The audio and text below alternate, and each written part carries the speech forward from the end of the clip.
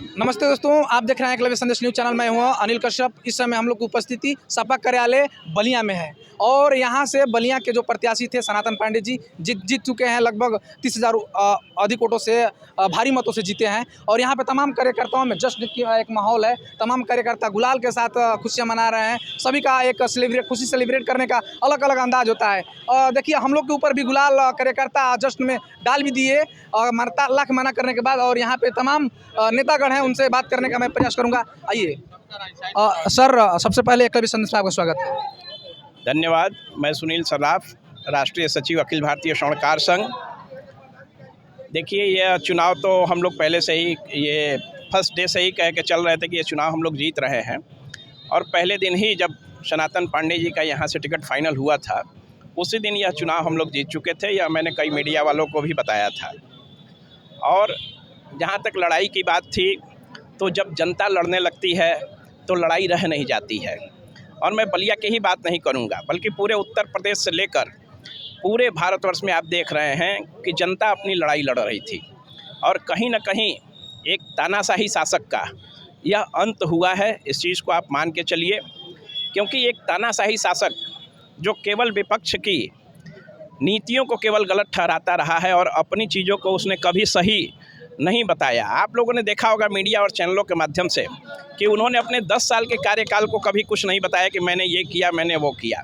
वह विपक्ष की खामियों को केवल गिनाते रहे। और कोई भी तानाशाह जब विपक्ष की खामियों को केवल गिनाने लगे तो मान लीजिए कि वो तानाशाह फेल है। और जनता ने इस बार जो है कि नहीं, अपने मताधिकार के प्रयोग के द्वारा इस तानाशाही शासन को पूरे देश से ख़त्म करने का काम किया है। और कल इंडिया गठबंधन की सरकार बन रही है और इस देश में फिर से जो है कि नहीं, लोकतंत्र की स्थापना होगी। और जो संविधान बचाने की बात हम लोग कर रहे थे, उस संविधान को बचाने में इस देश की जनता ने पूरा सहयोग दिया है। मैं इस पूरे देश की जनता को और बलिया की जनता को कोटि कोटि आभार करता हूँ। सर, कहीं ना कहीं सारे नेताओं का स्टेटमेंट आया कि चुनाव हम लोग नहीं लड़ रहे हैं, जनता चुनाव लड़ रही है। तो जनता के लिए क्या कहेंगे सर? देखिए, जनता तो हमारे लिए ईश्वर के समान है, क्योंकि इस लोकतांत्रिक देश में जनता ही अपने वोट से किसी को बनाती है और बिगाड़ती है। मैंने पहले भी कहा कि जो भी बिगड़ा है वो जनता ने ही बिगाड़ा है। अब भारतीय जनता पार्टी को इस पे मंथन करने की आवश्यकता है कि कहाँ वो लोग गलत हैं और कहाँ से गलती हुई कि पूरे देश की जनता ने उनको नकार दिया है। पूरे देश की जनता ने। सर, कहीं ना कहीं विपक्ष के द्वारा, बीजेपी के द्वारा कहा जा रहा था 400 से पार, और उत्तर प्रदेश की सीटों को 80 से 80 की पूरी 80 सीटें हम इस बार जीतेंगे। दावा फेल हो गया, क्या कहेंगे सर? देखिए, इस देश के संवैधानिक पद पे बैठे हुए आदरणीय प्रधानमंत्री नरेंद्र मोदी जी शुरू से झूठ बोलते आ रहे हैं और वो अंत तक झूठ ही बोलते रहे। 400 तो कहीं था ही नहीं। यह हमारे नेता बताते रहे कि 400 के बाद वाला जो संख्या है वो शायद वो लोग पहुंच जाएं। और निश्चित रूप से आप देखिए कि भारतीय जनता पार्टी अकेले बहुमत में नहीं है। 230-35 सीट के आसपास उनकी, या 240 सीट के आसपास है। तो निश्चित रूप से यह मान के चलिए कि अगर 235 और 40 सीट भारतीय जनता पार्टी पा रही है तो उसको इस देश की जनता ने नकार दिया है। क्योंकि 272 का जो बहुमत का आंकड़ा है उसको जनता ने उनको नहीं दिया है। और इस बेस पे प्रधानमंत्री जी को स्वयं ही इस्तीफा दे देना चाहिए। और विपक्ष की इंडिया गठबंधन की जो सरकार बनने चाह रही है उसमें उनको खुद ही आगे समर्थन करना चाहिए। सर, आप इंडिया गठबंधन की लगभग कहा जाए तो सरकार बन ही जाएगी। देखा जाए जो जिस तरह से मत मिला है, लोगों का आशीर्वाद सम्मान मिला है, तो प्रधानमंत्री के चेहरे कौन हो सकते हैं सर? देखिए, हम लोग तो बहुत छोटे से नेता और कार्यकर्ता हैं, तो मैं आपकी इन बातों का बहुत जवाब नहीं दे पाऊँगा। लेकिन ये ज़रूर कहूँगा कि इंडिया गठबंधन में भी हमारे बहुत से ऐसे नेता हैं जो इस पद के सुयोग्य हैं। और निश्चित रूप से जो भी आगे आएगा वह इस देश को संभालने का काम करेगा। सर, कहीं ना कहीं सवाल मेरे पूछने का ये लॉजिक था कि जनता जो लड़ रही थी चुनाव, जनता भी अब जानना चाहेगी कि प्रधानमंत्री के चेहरे कौन हो सकते हैं। देखिए, भारतीय जनता पार्टी में तो एक तानाशाह बैठे हुए हैं जो सिर्फ अपने आप को ही प्रधानमंत्री मानते हैं कि मेरे अलावा कोई प्रधानमंत्री हो नहीं सकता। और पूरे देश की मीडिया भी यही बताती है कि एकमात्र प्रधानमंत्री का चेहरा वही है। लेकिन हमारे यहाँ लोकतांत्रिक व्यवस्था है, बहुत सारे लोग जो है कि नहीं प्रधानमंत्री के योग्य हैं। और निश्चित रूप से हमारे नेता जिनको ले आएंगे हम उनका स्वागत करेंगे और इस देश की जनता भी उनका स्वागत करेगी। बहुत एकलव्य संदेश से बात करने के बहुत बहुत धन्यवाद। धन्यवाद। आप सुन रहे थे, ये समाजवादी कार्यालय है, यहाँ पर तमाम युवा थे और जश्न का एक माहौल है। ये देख, मैं कैमरामैन से एक बार प्लीज़ थोड़ा बात कर रहा हूँ। ये दिखाने का मैं प्रयास करूंगा, थोड़ा पीछे चलिए कैमरा मैन, थोड़ा पीछे चलिए। मैं दिखाने का प्रयास करूंगा, यहाँ भारी संख्या में तमाम युवा जो समाजवादी कार्यकर्ता हैं और जश्न के माहौल में खुश हैं, सारा रंगों के रंग में एकदम सराबोर हैं। ये देख सकते हैं, मैं कैमरा मैन चाहूँगा पोस्ट कर कार्यालय भी दिखाने का प्रयास करूँगा मैं कि ये समाजवादी कार्यालय है। और आइए और कुछ नेता हैं उनसे भी बात करने का प्रयास करूँगा। सर, आपका परिचय मैं जानना चाहूँगा। मेरा परिचय, मैं ग्राम सभा अनुनारा महमदाबाद ब्लॉक के सबसे बड़े गांव का प्रधान हूं प्रेजेंट में। और एकदम पश्चिमी छोर लोकसभा से मैं आता हूं। बलिया के पश्चिमी छोर से आए हैं जी, बहुत दूर से आए हैं सर। जी, वहां मैं सबसे पहले आपके चैनल को बधाई दूंगा। उससे पहले जो कोहिनूर मुलायम सिंह यादव ने दिया है उसको मुबारकबाद, दहे दिल से मुबारकबाद दूंगा। और राहुल गांधी को भी मुबारकबाद दूंगा।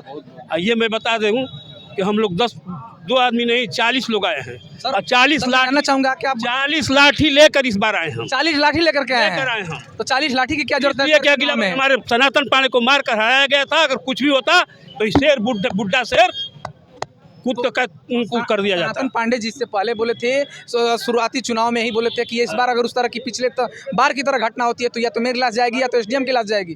लेकिन इस बार प्रशासन पूरी तैयारी सतर्क थी। इस बेईमानों से जो बदलाव हुआ है, इन नौजवान लड़कों जो मर रहे हैं बेरोजगारी से, बेवकूफ़ से, और हमारा देश का संविधान को ख़त्म करना चाहते थे, इसी पे बड़ी जीत हुई है हम लोगों को, समझ लीजिए। सर, आप लोग तो बहुत बड़ी जीत कामयाबी हासिल कर लिए हैं, कैसा लग रहा है सर इस समय?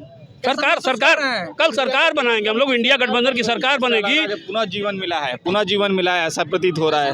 पुनः जीवन मिला है। मैं उस विधानसभा से आता हूँ जहाँ पे एक घर से 1 नहीं 2 नहीं 5 विधायक सांसद रहा करते, उस विधानसभा से मैं आता हूँ। ईमानदारी कसम खुदा की बता रहा हूँ कि मुझे कभी डर नहीं लगता था, न मैं कभी शासन का सुख लगी। प्रधान होने के कारण ये हमको समझ में आया कि सत्ता में होना बहुत ज़रूरी है। प्रधान होने के नाते जितना हमारे ऊपर जुल्म ज्यादती की जा रही थी, अरे कम से कम यहाँ 95-90% प्रधानों को 2-2 लाख रुपया बांटी है विपक्षी पार्टियों ने। हाँ, विपक्षी पार्टियों ने 2-2 लाख रुपया बांटी है, चाहे बलिया हो चाहे। सर, आपको नहीं मिला? हम क्यों ले भाई, मैं खुलेआम बाबा को अगर टिकट जिस दिन नहीं मिला था, मैं उस दिन अपने यहाँ, मैं मुसलमान हूँ, बाबा को उस दिन बुलाए थे अप्रैल में, 28 अप्रैल को अपने यहाँ अफ्तार कराए थे। 800-900 लोग बट रहे थे, उस दिन बाबा को बुलाए थे। पहले अभी टिकट का कोई बुतू नहीं था, उस दिन मैं बाबा को बुलाया था। पार्टी के जो सरकार के जो आका हैं, उन्होंने पूरी तरह से जो प्रशासन का दुरुपयोग किया, जिस तरह से कोतवालों को भेज कर घर में जो है नज़रबंद कराया गया कि नेता निकल ना पाए, जिस प्रकार प्रधानों पर दबाव बनाया गया, बीडीसी पे, हमारे प्रमुखों पे, इतना दबाव के बाद भी जनता ने जो उत्साह और जो रुझान और जो आशीर्वाद आदरणीय अखिलेश यादव जी को दिया है, यह काफ़ी सराहनीय है। और आप देखिएगा कल हर तरह से इंडिया गठबंधन की सरकार बिल्कुल बनने जा रही है, यह निश्चित है। देखिए, तमाम दवा है। आपका नाम? रमेश यादव, जिला अध्यक्ष बिदवीन गुट गाजीपुर। गाजीपुर से हैं? जी, गाजीपुर से मोहम्मदाबाद विधानसभा में हमारा घर है। लोग इतनी बड़ी जीत कामयाबी हासिल कर कामयाबी हम लोग हमेशा हम लोगों के पूर्वजों ने कामयाबी हासिल किया और उसके लिए हम लोग तैयार रहते हैं तन मन धन से, और कभी डरे नहीं कि हम लोग क्या चाहते हैं। वीर अब्दुल हमीद शेरपुर का सुने होंगे, जो 18 लोग एक ही दिन शहीद हो गए, और उसी लिए हम लोग भी तैयार रहते हैं कि बाबा को कोई दबा न दे, कोई धमका न दे और कहीं से कोई कमी ना आने।